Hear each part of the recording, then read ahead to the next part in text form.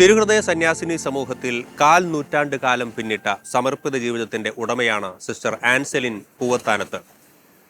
തൻ്റെ ജീവിതത്തിൽ ഇതുവരെയുള്ള കാലഘട്ടത്തിൽ ദൈവം തൻ്റെ കൂടെ നടന്ന ദൈവത്തിൻ്റെ കാൽപ്പാടുകളെക്കുറിച്ച് സിസ്റ്ററിന് ഒരുപാട് കാര്യങ്ങൾ പറയാനുണ്ട്. സിസ്റ്ററിൻ്റെ വിശേഷങ്ങൾ നമുക്ക് ചോദിച്ചറിയാം. ഒരുപാട് സ്നേഹത്തോടെ നമുക്ക് സിസ്റ്ററിനെ വെൽക്കം ചെയ്യും. സിസ്റ്റർ ഒരുപാട് സ്നേഹത്തോടെ വെൽക്കം ചെയ്യുന്നു. എങ്ങനെയാണ് ഈ ഒരു ദൈവവിളിയിലേക്ക് വന്നത്? എങ്ങനെയാണ് ഈ ഒരു ജീവിതത്തിനോട് ആകൃഷ്ടയായത്? ഒരു കൺഫർമേഷൻ എടുത്തത് എങ്ങനെയാണ്? ഈശോമിശിഹായ്ക്ക് സ്തുതിയായിരിക്കട്ടെ. എന്റെ ദൈവവിളിയെ കുറിച്ച് പറയുകയാണെങ്കിൽ ചെറിയ പ്രായത്തിൽ തന്നെ എനിക്ക് സിസ്റ്റർ ആവാനായിട്ട് നല്ല ആഗ്രഹം ഉണ്ടായിരുന്നു. അപ്പം സാധാരണ കുട്ടികളെ പോലൊക്കെ തന്നെയാണ് ജീവിച്ചത്. 10ാം ക്ലാസ് കഴിയുമ്പം സിസ്റ്റർ ആവാൻ പോവാം, അങ്ങനെ ഒരു തീരുമാനം ഉള്ളില്. അപ്പൊ അതിന് ഏറ്റവും അധികം എന്നെ സഹായിച്ച എന്റെ മമ്മിയുടെ ചേച്ചി സിസ്റ്ററാണ്. അപ്പൊ ആന്റിയുടെ എന്നോടുള്ള സമീപനം ഒക്കെ എന്നെ നന്നായിട്ട് ഇൻഫ്ലുവൻസ് ചെയ്തിട്ടുണ്ട്. അതുപോലെ തന്നെ എന്റെ മമ്മിയുടെ ചേട്ടൻ മൂത്ത ആങ്ങള അച്ഛനാണ്, മിഷണറി വൈദികനാണ്. അപ്പം അങ്കിള് വീട്ടിൽ വരുമ്പോൾ ഉള്ള നമ്മളോടുള്ള സമീപനം അതൊക്കെ ഒരുപാട് നമ്മളെ സഹായിച്ചു. അങ്ങനെ 10ാം ക്ലാസ് പഠനശേഷം സമ്മർ വെക്കേഷന്റെ സമയത്താണ് നമുക്ക് ദൈവവിളി ക്യാമ്പ് വരുന്നത്. പഠിപ്പിക്കുന്ന സിസ്റ്റേഴ്സ് ഉണ്ട്, കാറ്റഗിസം പഠിപ്പിക്കുന്ന സിസ്റ്റേഴ്സ്. അവരൊക്കെ പറഞ്ഞു ആദ്യം ദൈവവിളി ക്യാമ്പിന് പോകണം. അപ്പൊ അങ്ങനെ താമരശ്ശേരി രൂപതയുടെ പുല്ലൂരാമ്പാറ ബദാനിയ സെന്ററിലാണ് ദൈവവിളി ക്യാമ്പിനായിട്ട് പോകാനായിട്ടുള്ള സ്ഥലമൊക്കെ നമുക്ക് കിട്ടിയേക്കണം. അപ്പൊ ഇത് പപ്പയുടെ അടുത്ത് പറഞ്ഞ് പെർമിഷൻ വാങ്ങുക എന്നുള്ളത് ഒരു എങ്ങനെയാണ് നേരിട്ട് ചോദിക്കുക, അത് തന്നെ ശരിക്കും ഒരു ടാസ്ക് പോലെയൊക്കെ ഫീൽ ചെയ്തു. അപ്പൊ ഏറ്റവും ആദ്യം ഞാൻ മമ്മിയുടെ അടുത്താണ് പറയാ, മമ്മി എനിക്ക് പോകണം, അപ്പൊ ഇങ്ങനെ ആഗ്രഹമുണ്ട്. അപ്പൊ മമ്മി എന്നോട് ചോദിച്ചു, ശരിക്കും ഇഷ്ടമുണ്ടോ? ആരും നിർബന്ധിക്കുന്നില്ല, സ്വന്തം ആണ്, പോയി കഴിഞ്ഞാല് സിസ്റ്റർ ആയിട്ട് തന്നെ ജീവിക്കാൻ നമുക്ക് പറ്റണം, അങ്ങനെയൊക്കെ പറഞ്ഞു. ഓക്കെ, പപ്പയോട് പറയാം. പപ്പയോട് ചോദിച്ചപ്പോ പപ്പ അങ്ങ് സമ്മതിക്കുന്നില്ല പോകാനായിട്ട്. അപ്പൊ വേണ്ട, അത് പോകണ്ട എന്നുള്ള രീതിയിൽ തന്നെ പറഞ്ഞു കഴിയുമ്പോൾ എന്റെ വേദപാഠം കാറ്റഗിസം പഠിപ്പിക്കുന്ന സിസ്റ്റേഴ്സ് വന്ന് പപ്പയോട് പറഞ്ഞു, സാരമില്ല പോകട്ടെ, ദൈവവിളി ക്യാമ്പിനല്ലേ, പോയിട്ട് വന്നിട്ട് നമുക്ക് തീരുമാനിക്കാം. ഓക്കെ, അങ്ങനെ പറഞ്ഞു. എങ്കിലും പപ്പയാണ് എന്നെ ദൈവവിളി ക്യാമ്പിന് കൊണ്ടുപോകുന്നത്. പുല്ലൂരാമ്പാറ ബദാനിയ സെന്ററിൽ കൊണ്ടുപോയി. അന്ന് ഒരു ദിവസം വൈകുന്നേരത്തെ ആരാധന, ദിവികാരുണ്യ ഈശോയെ എഴുന്നള്ളിച്ച് വെച്ച് ആരാധന നടത്തുന്നുണ്ട്. അപ്പൊ ആ ആരാധനയിൽ എനിക്ക് എന്റെ മുൻപിൽ ഇന്നും എനിക്ക് ഞാൻ കണ്ട ഒരു പിക്ചർ, അത് എന്റെ ഇമാജിനേഷൻ ആണോ അതോ എന്താണെന്നൊന്നും എനിക്ക് പറയാൻ പറ്റില്ല. പക്ഷെ ഞാൻ കണ്ടേ ഇങ്ങനെ ഈശോയുടെ ഒരു രൂപം, ഈശോ ഇങ്ങനെ തലയിൽ മുൾമുടി വെച്ചിട്ട് ഈ നെറ്റിയെ കൂടി ഇങ്ങനെ ബ്ലഡ് ഇങ്ങനെ ഒഴുകി വരുന്നു. ഈ കയ്യിൽ കുരിശ് പിടിച്ചിട്ട് ഇങ്ങനെ പോയിട്ട് ഈശോ ഇങ്ങനെ തിരിഞ്ഞു നോക്കിയിട്ട് നീ എന്നെ ഒന്ന് സഹായിക്കില്ലേന്ന് ഒരു സൗണ്ട് ഇങ്ങനെ മനസ്സിലായി. അതെനിക്ക് അതോടുകൂടി എനിക്ക് ഉറപ്പായി, എന്തായാലും എനിക്ക് പോണം, സിസ്റ്റർ ആവാൻ തന്നെ പോണം. അങ്ങനെ പോവാൻ തീരുമാനമായി. പോകുന്നതിന്റെ തലേദിവസം പപ്പയാണ് എന്റെ സാധനങ്ങളൊക്കെ ഒരു പെട്ടിയിൽ അടുക്കി തരുവാണ്. അവസാനത്തെ സാധനമൊക്കെ എടുത്തു വെച്ചപ്പോഴത്തേനും പപ്പ ഈ പെട്ടി എടുത്തിട്ട് അകത്തെ റൂമിലെ കട്ടിലേക്ക് അങ്ങ് ഒറ്റയേറ് അവിടെ പറഞ്ഞു, ഇവിടുന്ന് ആരും അങ്ങോട്ടും പോകുന്നില്ലെന്ന് പറഞ്ഞു. അപ്പൊ ഇനി എനിക്ക് പിന്നൊന്നും പറയാൻ പറ്റുന്നില്ല. അപ്പൊ വീണ്ടും മമ്മി ഇടയിൽ വന്നു, അല്ല അങ്ങനെയല്ല, പോകട്ടെ. വീണ്ടും പപ്പ തന്നെ പെട്ടിയൊക്കെ റെഡിയാക്കി തന്നു. പിറ്റേ ദിവസം വയനാട്ടിലേക്കാണ് ഞങ്ങൾ പോകുന്നത്. അപ്പൊ ഓരോരോ കോൺവെന്റില് പപ്പയും മമ്മിയുടെ രണ്ടാമത്തെ ആങ്ങളെയും കൂടിയാണ് എന്നെ കൊണ്ടുപോയി അവിടെ ആക്കി. അവിടുന്ന് ഇറങ്ങാൻ നേരം പപ്പ കരഞ്ഞു. അതെനിക്ക് അപ്പൊ ഇത്രയധികം സ്നേഹം പപ്പയ്ക്ക് എന്നോട് ഉള്ളിലുണ്ടായിരുന്നു എന്നുള്ളത് അങ്ങനെ മദറിന്റെ കയ്യിലേക്ക് എന്നെ ഇങ്ങനെ വെച്ചു കൊടുത്തിട്ട് മകളെ മാറി നിൽക്കുമ്പോൾ ഉള്ള ഒരു വിഷമം അപ്പോഴാണ് ശരിക്കും മനസ്സിലായത്. കാരണം എനിക്ക് ശേഷം ഉള്ള അനിയനും അനിയത്തിയും ഉണ്ട്. അപ്പം നമ്മൾ മൂത്തതായതുകൊണ്ട് നമ്മളോട് ഒരു പ്രത്യേക സ്നേഹം, ആദ്യത്തെ കുഞ്ഞിനോടുള്ള ഒരു അറ്റാച്ച്മെന്റ് എന്തായാലും ഉണ്ടാവും. അത് തന്നെ, അത് പുറമേ ഒന്നും ആള് കാണിച്ചിട്ടില്ലായിരുന്നു. പക്ഷെ അപ്പൊ എനിക്ക് മനസ്സിലാവും അപ്പയ്ക്ക് എന്നോട് ഇത്രയധികം സ്നേഹം ഉണ്ടായിരുന്നു.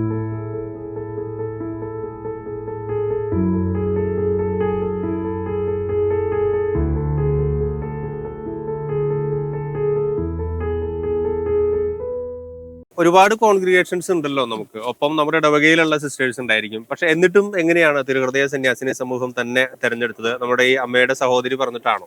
തീർച്ചയായും മമ്മിയുടെ ചേച്ചി, എന്റെ ആന്റി ഒരു ഇമ്പോർട്ടന്റ് ഫാക്ടർ തന്നെയായിരുന്നു. പിന്നെ ഞങ്ങളുടെ ഇടവകയിൽ 2 കോൺഗ്രിഗേഷൻ സിസ്റ്റേഴ്സ് കൂടി ഉണ്ട്. അവരാണ് എന്നെ കാറ്റഗിസം പഠിപ്പിച്ചതും അവരുമായിട്ട് എനിക്ക് നല്ല ബന്ധം ഉണ്ടായിരുന്നു. ഇന്ന് തിരിഞ്ഞു നോക്കുമ്പോൾ എന്തുകൊണ്ടാണ് ചിലപ്പോൾ ഞാൻ തിരുഹൃദയ സഭയിലേക്ക് വന്നതെന്ന് ചോദിച്ചിട്ടുണ്ടെങ്കിൽ, നഴ്സറിയിലൊക്കെ പോകാൻ തുടങ്ങി, വീടിന് പുറത്തേക്ക് പോകാൻ തുടങ്ങിയ സമയം തൊട്ട് എപ്പോൾ പുറത്ത് പോകാണെങ്കിലും മമ്മി എന്നെ ഞങ്ങൾക്ക് വീടിന്റെ മുമ്പിൽ തന്നെ തിരുഹൃദയത്തിന്റെ രൂപം ഫ്രെയിം ചെയ്ത് വെച്ചിട്ടുണ്ട്. അപ്പൊ ആ ഈശോയുടെ മുമ്പിൽ കൊണ്ടുവന്നിട്ട് ഈശോയോട് പറഞ്ഞിട്ട് പ്രാർത്ഥിച്ചിട്ട് പോകുന്ന എപ്പോഴും അത് നിർബന്ധമുള്ള കാര്യമാണ്. അങ്ങനെ പോയി ചെയ്ത് ആ തിരുഹൃദയ രൂപം, ഈശോ എന്ന് ചോദിച്ചാൽ തിരുഹൃദയ രൂപം അത് ഉള്ളില് നന്നായിട്ട് പതിഞ്ഞിട്ടുണ്ടായിരുന്നു. അപ്പൊ സ്വാഭാവികമായിട്ടും അതിനോട് ഒരു ഇഷ്ടം, കൂടുതൽ സന്തോഷം ആ സഭയിലേക്ക് വന്നപ്പോഴത്തേക്ക്.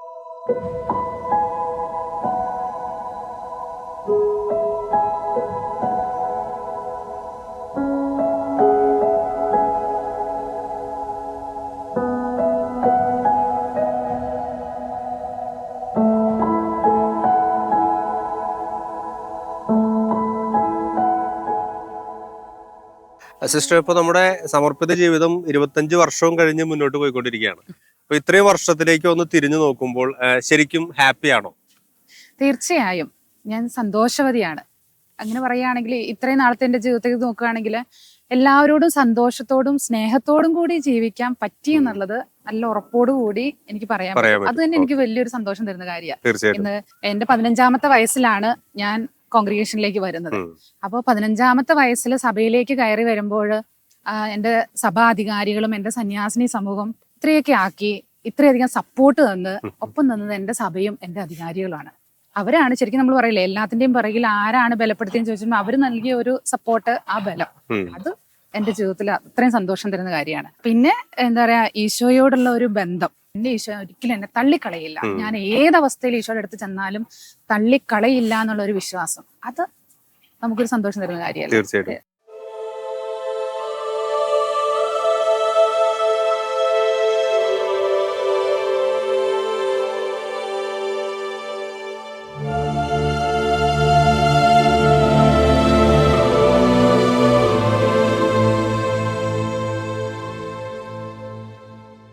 നമ്മുടെ ഈ ഒരു ജീവിതത്തിനിടയ്ക്ക് ശരിക്കും ഒരുപാട് ദൈവസ്നേഹ അനുഭവങ്ങൾ, ദൈവത്തിന്റെ പരിപാലനം അനുഭവിച്ചറിഞ്ഞ ഒരുപാട് മുഹൂർത്തങ്ങളുണ്ട്. അപ്പൊ അങ്ങനെ പെട്ടെന്ന് നമ്മൾ ചോദിച്ചു കഴിഞ്ഞാൽ എന്തൊക്കെ കാര്യങ്ങളാണ് നമുക്ക് ഓർത്ത് പറയാൻ പറ്റുക? പെട്ടെന്ന് ഇങ്ങനെ ഒരു ചോദ്യം ചോദിക്കുമ്പോൾ എനിക്ക് പറയാം, എന്റെ മനസ്സിലേക്ക് വരുന്നത് 2021 എനിക്ക് ഏകദേശം ഒരു 37 വയസ്സുള്ള സമയത്താണ് എനിക്ക് ക്യാൻസർ ഡയഗ്നോസ് ചെയ്ത് ക്യാൻസർ ആണെന്ന് അറിയുന്നത്. അപ്പം എല്ലാവരെയും പോലെ നമ്മുടെ സാധാരണ ചിന്തകളിലൊക്കെ ഉള്ളതുപോലെ ക്യാൻസർ സമം മരണം, അതിന്റെ അപ്പുറത്തേക്ക് വേറൊരു ചിന്ത ഇല്ലാണ്ട് വരുമ്പോൾ അത് അറിഞ്ഞ ഒരു ഉച്ച സമയം തൊട്ട് പിറ്റേ ദിവസം ഉച്ച വരെയുള്ള ഒരു സമയം എന്നെ സംബന്ധിച്ച് ഭയങ്കരമായിട്ട് ഒരു ഇരുട്ട് മനസ്സിലേക്ക് വന്നിട്ട് ഞാൻ കരഞ്ഞു ഒരുപാട് കരഞ്ഞ ഒരു സമയമാണ്. അപ്പം എന്തിനാണ് ഞാൻ കരഞ്ഞതെന്ന് ചോദിച്ചാൽ, അസുഖം വന്നു അതിനെ ഉദ്ദേശിച്ചല്ല, ഇത് ഞാൻ എങ്ങനെ എൻ്റെ പാരന്റ്സിനോട് പറയും, അവരിതെങ്ങനെ, അവർക്കത് എന്തുമാത്രം വേദനയായിരിക്കും എന്നുള്ളത് എനിക്കതങ്ങോട്ട് എന്നെ സംബന്ധിച്ച് ഭയങ്കര ബുദ്ധിമുട്ടുള്ളതാണ്. അത്രയും സമയമാണ് ഞാൻ അതിനെക്കുറിച്ച് വേദനയോടുകൂടി ഇരുന്നു. അത് കഴിഞ്ഞ് ഇങ്ങോട്ടേക്ക് ഞാൻ ഭയങ്കരമായിട്ട് എന്താ പറയുക, നമ്മൾ ഫ്രീ ആവുക എന്ന് പറയില്ലേ. ഞാൻ വന്ന് ക്യാൻസർ സെന്റർ അമല ഹോസ്പിറ്റലിലാണ് ഞാൻ ട്രീറ്റ്മെന്റിന് വരുന്നത്. അപ്പോൾ ഞങ്ങളുടെ തന്നെ കമ്മ്യൂണിറ്റി അവിടെയുണ്ട്, മുണ്ടൂർ കമ്മ്യൂണിറ്റിയിലേക്ക് വന്നു. അപ്പോൾ എൻ്റെ ഏകദേശം സമപ്രായക്കാരും കമ്മ്യൂണിറ്റി മെമ്പേഴ്സ് അവരെന്നെ കൊണ്ടു നടന്ന ഒരു സമയമുണ്ട്. അപ്പോൾ ഒരിക്കലും ഞാൻ ഇങ്ങനെ ഒരു രോഗിയാണെന്ന് എനിക്ക് ചിന്തിക്കേണ്ടി വന്നിട്ടില്ല. ഒക്കെ ഹോസ്പിറ്റലിൽ പോകുന്നുണ്ട്, ട്രീറ്റ്മെന്റ് എടുക്കുന്നുണ്ട്, ഞാൻ 6 കീമോ എടുത്തു, അങ്ങനെയൊക്കെ ആണെങ്കിലും. പിന്നെ ഞാനൊരു മിഷൻ സ്ഥലത്ത് ജോലി ചെയ്തിരുന്നതുകൊണ്ട് അവിടെ ഉണ്ടായിരുന്ന വൈദികരും ഒരു ചെറിയ മിഷൻ ഏരിയ ആയതുകൊണ്ടും അച്ഛന്മാരും സിസ്റ്റേഴ്സും ഒക്കെ തമ്മിൽ നല്ല ബന്ധമുണ്ട്, ഒരു കുടുംബത്തിലെ അംഗങ്ങളെ പോലെ ആയതുകൊണ്ട് ആ ഒരു കൊറോണ കാലം ആയിരുന്നു. അപ്പൊ അവരൊക്കെ ഒരുപാട് സ്ഥലങ്ങളിൽ ഇരുന്ന് എനിക്ക് വേണ്ടി ബലിയർപ്പിച്ച് പ്രാർത്ഥിച്ചു. പ്രത്യേകിച്ച് ബിജിനോർ ബിഷപ്പ്, പറയാതിരിക്കാൻ പറ്റില്ല. അപ്പൊ അന്നൊക്കെ പിതാവ് പറയുന്ന ഒരു കാര്യമുണ്ട്, സഹോദരി ഇതല്ല അവസാനം, ഇനിയും ഒരുപാട് മുമ്പോട്ടേക്ക് പോകാനുണ്ട്. അപ്പൊ ഞാൻ അറിയാണ്ട് തന്നെ എൻ്റെ ഉള്ളിലേക്ക് ദൈവം ഇങ്ങനെ ഒരുപാട് വ്യക്തികളിലൂടെ ഒരു പ്രതീക്ഷ, ഇതൊന്നും അല്ല, ഇനി എനിക്ക് ചെയ്യാനുണ്ട്, ഇനിയും ഒരുപാട് കാര്യങ്ങളുണ്ട്, അങ്ങനെ ഒരു പ്രതീക്ഷ എൻ്റെ ഉള്ളിലേക്ക് തന്നതുകൊണ്ട് ഞാൻ ഇന്ന് ഇവിടെ ഇരുന്ന് ഇതിനെക്കുറിച്ച് ചോദിക്കുക, ആരെങ്കിലും എന്നോട് ചോദിക്കുക പറയുമ്പോൾ എൻ്റെ ആ രോഗത്തിൻ്റെയും ട്രീറ്റ്മെന്റിന്റെ സമയം, അതാണ് ഞാൻ തമ്പുരാന്റെ സ്നേഹം അത്രയധികം അനുഭവിച്ചതെന്ന് പറഞ്ഞാൽ അത് അതിനൊരു എക്സാജറേഷനോടുകൂടി പറയുന്നതല്ല, ഞാൻ ഫീൽ ചെയ്ത കാര്യമാണ്. എന്ന് പറയുക, ദൈവത്തിന്റെ ഒരു പരിപാലനം, എന്തെങ്കിലും ഒരു സങ്കടം തരുമ്പോൾ അതിനെ ഓവർകം ചെയ്യാനുള്ള സകലവിധ സാധ്യതകളും കൂടി ദൈവം നമ്മുടെ മുമ്പിൽ ഒരുക്കി തരുന്നുണ്ട്. അത് എന്നെ സംബന്ധിച്ച് വളരെയധികം ഞാൻ എൻ്റെ ജീവിതത്തിൽ അനുഭവിച്ച ഒരു കാര്യമാണ്. അത് തമ്പുരാൻ തന്ന ഒരു വലിയ കൃപ, അവിടുത്തെ പരിപാലനം, അത് മാത്രം.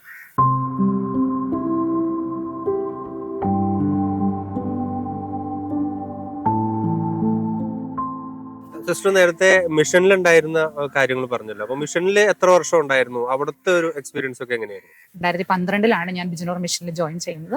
ഞങ്ങൾ 4 പേര് പൈനിയേഴ്സ് ആയിരുന്നു. അവിടെ നമുക്ക് ICC സ്കൂളുകളാണുള്ളത്. അപ്പൊ രൂപതയുടെ ഒരു മിഷൻ കൺസെപ്റ്റ് എന്ന് പറയുന്നത് തന്നെ ഇന്റീരിയർ ആയിട്ടുള്ള സ്ഥലങ്ങളിൽ ഏറ്റവും ബെസ്റ്റ് എഡ്യൂക്കേഷൻ കൊടുക്കുക, ആ എഡ്യൂക്കേഷനിലൂടെ ആളുകളിലേക്ക് എത്തിച്ചെല്ലുക. ഞാനും BEd കഴിഞ്ഞുകൊണ്ട് ഞങ്ങൾ സ്കൂളിലേക്കാണ് ചെല്ലുന്നത്. അപ്പൊ അങ്ങനെ തുടങ്ങിയ മിഷൻ പ്രവർത്തനം 3 വർഷം ഞാൻ ആദ്യം ഉണ്ടായിരുന്ന ഗോപേശ്വർ എന്നുള്ള സ്ഥലത്ത്, ബദ്രിനാഥ് ഒക്കെ അടുത്തായിട്ട് വരും, അവിടെയാണ് ഹിമാലയൻ റേഞ്ചസ് ആണ് ഇത്. അപ്പൊ അതിന് 3 വർഷം ഞാൻ അവിടെ ജീവിച്ചു. അപ്പൊ അവിടെ ടീച്ചറായിട്ടാണ് വർക്ക് ചെയ്തത്. അതിനുശേഷം വേറൊരു മിഷൻ സ്റ്റേഷനിലേക്ക് പോകുമ്പോൾ ഞാൻ അവിടെ സ്കൂളിലെ പ്രിൻസിപ്പളായിട്ടാണ് ചെല്ലുന്നത്. ടീച്ചേഴ്സിന് എന്തെങ്കിലും ബുദ്ധിമുട്ടുണ്ടെങ്കിൽ ഉണ്ണീശോയുടെ നൊവേന കൊടുത്ത് ഞങ്ങൾ പ്രാർത്ഥിപ്പിക്കുമായിരുന്നു. അത് എന്താണ് അവിടെ എനിക്കൊരു മിഷൻ അനുഭവം എന്ന് ചോദിച്ചാൽ, ഇന്നും എൻ്റെ ഉള്ളിൽ സ്ട്രൈക്ക് ചെയ്യുന്ന കാര്യമാണ്. അപ്പം ആദ്യത്തെ സ്കൂളിലായിരുന്നപ്പം ഒരു ടീച്ചറിന് പ്രഗ്നന്റ് ആയി, അബോഷനായി, കുഞ്ഞുങ്ങളാവുന്നില്ല, അതിന്റെ നല്ല വിഷമം, ഫ്രസ്ട്രേഷൻ, ഡിപ്രഷനിലേക്ക് വന്നു കഴിഞ്ഞപ്പോഴത്തേനും ഈ നൊവേനയെ കൊടുത്തു കഴിയുമ്പോഴത്തേനും ആൾക്കൊരു കുഞ്ഞൊക്കെ ഉണ്ടായി. അപ്പം നമുക്കും നമ്മളിലൂടെ ഒരു ഉപകരണമായല്ലോ എന്ന് പറഞ്ഞൊരു സന്തോഷം. അടുത്ത സ്ഥലത്ത് ചെന്നപ്പോൾ നീ ഇതേപോലെ ഞങ്ങൾക്കൊരു ജെൻസ് സാറുണ്ട്, ഒരു മാഷ്. അപ്പൊ മാഷിന്റെ ലൈഫിൽ ഇത് തന്നെയാണ് പ്രശ്നം. വൈഫ് പ്രഗ്നന്റ് ആവുന്നു, ഒരു 6-7 മാസമൊക്കെ ആകുമ്പോൾ അബോട്ടായി പോകുന്നു. ഇവർക്ക് 3-4 പ്രാവശ്യം അങ്ങനെ കുഞ്ഞുങ്ങളെ മിസ്സായി. അപ്പൊ ഒരു വിഷമമായിട്ട് ഞങ്ങൾ എല്ലാവരും നന്നായി പ്രാർത്ഥിക്കുന്നുണ്ട് ഈ ഒരു കാര്യത്തിന്, അവരോടും പ്രാർത്ഥിക്കാൻ പറയുന്നുണ്ട്. ഇതേപോലെ ഒരു കരോളിന് പോയി അവര് ടൗണിൽ തന്നെ ഒരു വാടക വീട്ടിലാണ് താമസിക്കുന്നത്, ഹസ്ബൻഡും വൈഫ് മാത്രം. ഞങ്ങൾ അവിടെ ചെന്നു, ആ റൂമിൽ ഈശോയെ വെച്ചു.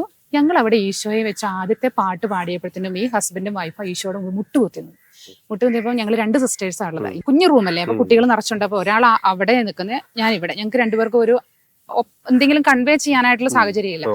ആ സമയത്ത് നമുക്ക് പറയില്ലേ, നമുക്കൊരു ഷോക്ക്, ഒരു കറണ്ട് അടിക്കുന്ന ഒരു ഫീലിങ്സ്. ദേഹം ഫുൾ ഇങ്ങനെ ഒരു വിരയില് പോലെ അങ്ങ് പോയിട്ട് ഞാൻ ഈശോ എന്താണാവോ എന്ന് പറഞ്ഞാൽ പെട്ടെന്ന് ഇങ്ങനെ കുരിശ് വരച്ച് പ്രാർത്ഥിച്ച് അങ്ങനെ വന്നു. പിന്നെ അവർക്ക് വേണ്ടി പ്രാർത്ഥിച്ച് ഞങ്ങൾ പോന്നു. വൈകുന്നേരം ഞങ്ങളപ്പം ഉണ്ണീശോയൊക്കെ എടുത്തു വെക്കാൻ വേണ്ടി രാത്രിയിൽ വന്നു കഴിയുമ്പോൾ ഞാൻ പറഞ്ഞു, എൻ്റെ കൂടെയുള്ള സിസ്റ്ററിന്റെ പേര് റോസ്റ്റോ, എനിക്കൊരു കാര്യം പറയാണ്ടെന്ന് പറഞ്ഞു. എന്താ സിസ്റ്റർ എന്ന് ചോദിച്ചു. അപ്പം ഞാൻ പറഞ്ഞിടും അവിടെ ഇങ്ങനെ സാറിന്റെ വീട്ടിൽ നിന്ന് പ്രാർത്ഥിച്ചപ്പം ഇങ്ങനെ സിസ്റ്റർ, ഞാൻ സിസ്റ്ററിനോട് അങ്ങോട്ട് പറയാൻ തുടങ്ങായിരുന്നു, എനിക്കും ഇത് തന്നെ ഫീൽ ചെയ്തു. അപ്പൊ അത് ഞങ്ങളെ സംബന്ധിച്ച് ഞങ്ങളുടെ ലൈഫില് ഈശോ നമ്മുടെ കൂടെ ഉണ്ട്, നമ്മൾ വിളിക്കുന്നിടത്തേക്കൊക്കെ വരും. അങ്ങനെ ഒരു ഭയങ്കര അപ്പൊ നമ്മള് മരിച്ച് ഉയർത്തെഴുന്നേറ്റ് എവിടെയോ ഇരിക്കുന്ന ഒരു ഈശോയല്ല, നമ്മളൊപ്പം നടക്കുന്ന ഈശോ ഉണ്ട്. അപ്പൊ നമ്മൾ പറയുന്ന കാര്യങ്ങളും ഒക്കെ ആൾക്ക് കേൾക്കാം, നമ്മുടെ ഒപ്പം ഉണ്ട്. അത് നമ്മുടെ ലൈഫിൽ ഫീൽ ചെയ്യാനും അവർക്ക് അക്രൈസ്തവരായ അവർക്ക് അത് ഭയങ്കര വിശ്വാസമായി. ആ കുഞ്ഞിനെ അവർക്ക് കിട്ടി, ഒരു മോളാണ്, നല്ല മിടുക്കിയായിട്ട് ഇപ്പോഴും ചെയ്യും. അവർക്ക് ഇന്നും നമ്മളോട് അതിന്റെ ഒരു ജീസസ് സംതിങ് അവരുടെ ലൈഫിൽ അവർക്ക് ഒരു ബ്ലെസ്സിങ് കിട്ടി എന്നുള്ളത്. അതുപോലെയുള്ള മിഷൻ അനുഭവങ്ങൾ നന്നായിട്ട് കിട്ടിയത്.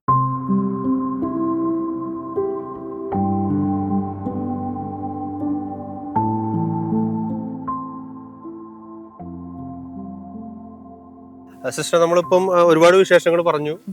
അപ്പൊ ഇതിന്റെ കൂട്ടത്തിൽ ഇനി എന്തെങ്കിലും പറയാനായിട്ട്, ഇപ്പൊ പ്രത്യേകിച്ച് നമ്മുടെ കുട്ടിക്കാലം മുതൽ ഇങ്ങോട്ട് ഓർമ്മകളിലേക്ക് നമ്മളൊന്ന് തിരിഞ്ഞു നോക്കുമ്പോൾ വളരെ പ്രധാനപ്പെട്ടത് അല്ലെങ്കിൽ നമ്മുടെ കൗതുകം നിറഞ്ഞ അങ്ങനെയുള്ള എന്തെങ്കിലുമൊക്കെ അനുഭവങ്ങളുണ്ട്? എത്രത്തോളം അത് കൗതുകം എന്നുള്ള രീതിയിൽ നമുക്ക് എടുക്കാൻ പറ്റുന്ന അറിയില്ല, എങ്കിലും തിരിഞ്ഞു നോക്കുമ്പോൾ ആ ലൈഫും ഈ ലൈഫും കൂടി കണക്ട് ചെയ്യാൻ പറ്റുന്ന ഒരു കാര്യം വെച്ചിട്ടുണ്ടെങ്കിൽ, ഞങ്ങള് മലബാറിലെ മലമ്പ്രദേശത്ത് വീടുള്ള ടൗൺ ഏരിയ ഒന്നും അല്ല. അപ്പൊ കുറച്ച് സ്കൂളിലേക്ക് പോകാനായിട്ട് ഒരു മിനിമം 3-4 കിലോമീറ്റർ നടക്കണം. അപ്പം എന്നെ സംബന്ധിച്ച് എന്റെ ആ പ്രായത്തിൽ അധികം പേരൊന്നും എനിക്ക് അവിടുന്ന് കൂട്ടുകാരായിട്ട്, ഒറ്റയ്ക്കാണ് ഒരു പെർട്ടിക്കുലർ പ്ലേസ് വരെ ഞാൻ ഒറ്റയ്ക്ക് പോകണം. അപ്പൊ ഇങ്ങനെ ഊടുവഴികളിൽ കൂടിയും ഈ എന്താ പറയാ റബ്ബർ തോട്ടങ്ങളിൽ കൂടിയൊക്കെയാണ് വീട്ടിലേക്ക് പോകേണ്ട വഴി. അപ്പൊ അങ്ങനെ പോകുമ്പോൾ സ്വാഭാവികമായിട്ട് എന്റെ ഉള്ളിലൊരു പേടിയുണ്ട്. അപ്പൊ ഈ പേടിയെ ഞാൻ ഓവർകം ചെയ്യാനായിട്ട് ഞാൻ തന്നെത്താൻ കണ്ടെടുത്തൊരു വഴിയാണ് ഇങ്ങനെ ഒരു ചെറിയൊരു വടിയൊക്കെ കൈ പിടിച്ച് നടന്നു പോകുന്ന വഴിക്ക് ഈ പുല്ലിനോടും ഈ മരങ്ങളോടൊക്കെ ഇങ്ങനെ പഠിപ്പിക്കാൻ വലിയ വലിയ കാര്യങ്ങൾ എനിക്കറിയില്ല. അപ്പൊ എനിക്കറിയാവുന്ന കൊന്ത പഠിപ്പിക്കുക, പിന്നെ ബൈബിൾ വചനം പഠിക്കുമല്ലോ, അത് ഇവരെ പഠിപ്പിക്കുക. പിന്നെ നന്മ നിറഞ്ഞു പറയുമ്പോൾ ഇങ്ങനെ ചൊല്ലി ഇങ്ങനെ ചെയ്യണം എന്താ പഠിക്കാത്ത, ഇങ്ങനെയൊക്കെ അങ്ങനെ തന്നെ ഞാൻ തന്നെ സംസാരിച്ച് ഇങ്ങനെ പോകുന്നത്. അപ്പൊ ഇന്നിപ്പോ ഈ സന്യാസത്തിലേക്ക് വന്നു കഴിയുമ്പോൾ നമുക്ക് ഈശോയായിട്ടുള്ള ബന്ധം, അവിടെയുള്ള സംഭാഷണ രൂപപ്പെടുന്ന, അപ്പൊ എനിക്കൊരു ബുദ്ധിമുട്ട് തോന്നിയിട്ടില്ല. അപ്പൊ എനിക്കൊരു സെൽഫ് ടോക്ക് ഉണ്ട്. അപ്പൊ എനിക്കൊരു ടെൻഷൻ വന്നാൽ ഞാനത് ഇങ്ങനെ പറയും. അടുത്ത ആരും വേണം നിർബന്ധമൊന്നുമില്ല. അപ്പൊ ഈശോ, നീ എന്ത് പണിയെ കാണിക്കണേ, എന്തിങ്ങനെ കാണിച്ചേക്കണേ. അപ്പൊ അത് വളരെ ഈസി ആയിട്ട് എനിക്ക് ഇന്ന് ആ ഒരു റിലേഷൻഷിപ്പ്, ഈശോയായിട്ടുള്ള ബന്ധം, ഒരു കോൺവെർസേഷൻ മൂഡ് ഇന്നും എനിക്കത് ഭംഗിയായിട്ട് നമുക്ക് കിട്ടിയ ഒരു സാഹചര്യം നമ്മളെ അങ്ങനെ രൂപപ്പെടുത്തി ഇന്നത്തെ ഒരു ലൈഫ് കുറച്ചും കൂടി ഭംഗിയാക്കാൻ വേണ്ടിയിട്ട്.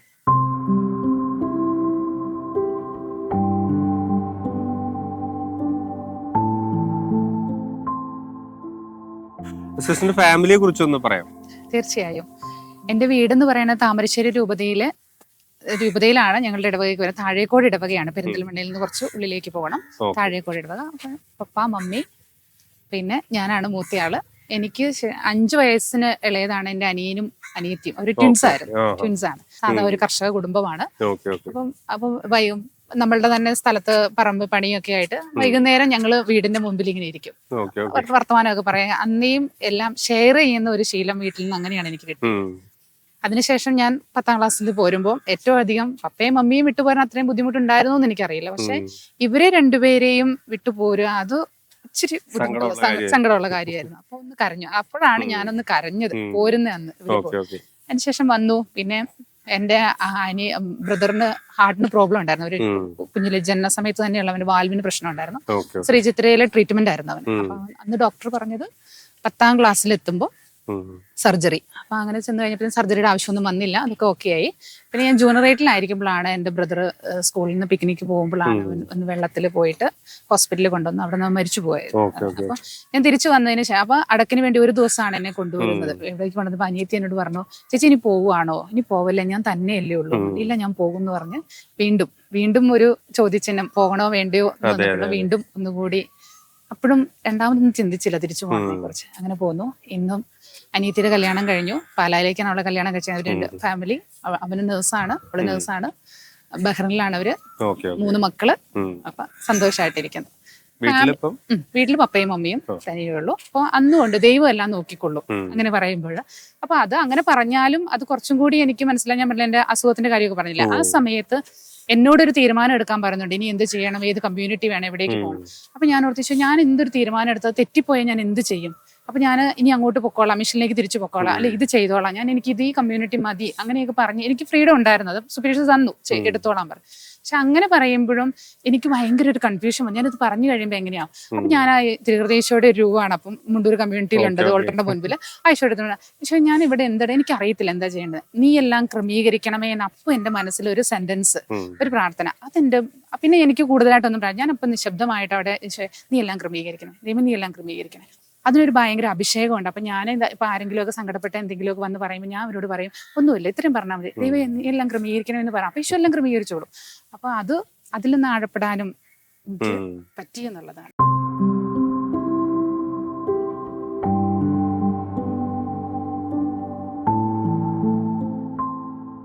സിസ്റ്റർ, നമ്മളിപ്പം ഒരുപാട് കാര്യങ്ങൾ സംസാരിച്ചു. പക്ഷെ ഇപ്പോ ഒരു കാര്യം കൂടെ നമ്മൾ പറയാതെ പോയി കഴിഞ്ഞാൽ ശരിയാവില്ല. കാരണം പുതിയതായിട്ട് ദൈവവിളിയെ കുറിച്ച് ചിന്തിക്കുന്നവര്, അല്ലെങ്കിൽ ഈ ഒരു ജീവിതത്തെ കുറിച്ച് ചിന്തിക്കുന്ന ആളുകൾ, ഒരു തീരുമാനമെടുക്കാനായിട്ട് കുറെ ആലോചനകൾ നടത്തുന്ന വ്യക്തികളുണ്ടാവും. അപ്പൊ അങ്ങനെയുള്ളവരോട് സിസ്റ്ററിന് എന്താണ് പറയാനുള്ളത്? പുതിയ തലമുറയിലുള്ളവരോട് എന്താണ് പറയാനുള്ളത്? എനിക്ക് പറയാനായിട്ട് തോന്നുന്നത്, ഇന്നത്തെ കാലത്ത് ദൈവവിളി എന്ന് പറയുമ്പോൾ ദൈവം മുന്നിൽ വന്നിട്ട് ആ മോനെ പോരെ, അല്ലെ മോളെ പോരെ എന്ന് പറയുന്നത് അത് നമുക്ക് പ്രതീക്ഷിക്കാൻ പറ്റത്തില്ല. അതിനുള്ള ഒരു പ്രേരണയും പ്രചോദനവും ഒക്കെ നമ്മുടെ ചുറ്റുമുള്ള ആളുകളിലൂടെയാണ് കിട്ടുന്നത്. അപ്പൊ അങ്ങനെ കിട്ടുന്ന പ്രചോദനത്തെ ഒരിക്കലും നമ്മൾ നെഗ്ലക്ട് ചെയ്ത് കളയരുത്. അതിനോട് എസ് പറയാനും, അത് ദൈവം അതിലൂടെയാണ് എന്നെ കൊണ്ടുപോകുന്നതെന്നും കൂടി എടുക്കാനുള്ള ഒരു വിശാലമായിട്ടൊന്ന് ചിന്തിക്കാനുള്ള അതിനു വേണ്ടിയിട്ട് ഇന്നത്തെ യുവതലമുറ അല്ലെങ്കിൽ പുതിയ ജനറേഷൻ പരിശ്രമിക്കുകയാണെങ്കിൽ ഒരുപാട് ദൈവവിളികളെ നമുക്ക് കിട്ടും സഭയിലേക്ക്. തീർച്ചയായിട്ടും സിസ്റ്റർ ആൻസലിന്റെ ജീവിതത്തെ കുറിച്ച് നമ്മൾ കേൾക്കുകയായിരുന്നു. കഴിഞ്ഞ 25 വർഷം ദൈവത്തിന്റെ കരം പിടിച്ച് സമർപ്പിത ജീവിതത്തിലൂടെ മുന്നോട്ട് പോയതിന്റെ അനുഭവങ്ങളാണ് നമ്മൾ കേട്ടത്. തീർച്ചയായിട്ടും ഇത് കേൾക്കുന്നവർക്ക് വലിയ പ്രചോദനം ഉണ്ടാകുമെന്നത് ഉറപ്പാണ്. ഒരുപാട് ദൈവവിളികൾക്ക് പ്രചോദനമായിട്ട് സിസ്റ്ററിന്റെ ജീവിതം മാറട്ടെ എന്ന് നമുക്ക് ആഗ്രഹിക്കാം, ആശംസിക്കാം. എന്നും ഹൃദയത്തിനുള്ളിൽ തിരുഹൃദയത്തിന്റെ ജ്വലിക്കുന്ന സ്നേഹം വഹിച്ചുകൊണ്ട് ചുറ്റുമുള്ളവർക്ക് തിരുഹൃദയത്തിന്റെ സ്നേഹവും ഭക്തിയും പകർന്നുകൊണ്ട് ഈ ഒരു സമർപ്പിത ജീവിതം ദീർഘകാലം മുന്നോട്ട് പോകട്ടെ എന്ന് നമുക്ക് ആശംസിക്കാം. ഒരുപാട് സ്നേഹത്തോടെ നന്ദി പറയുന്നു. Thank you.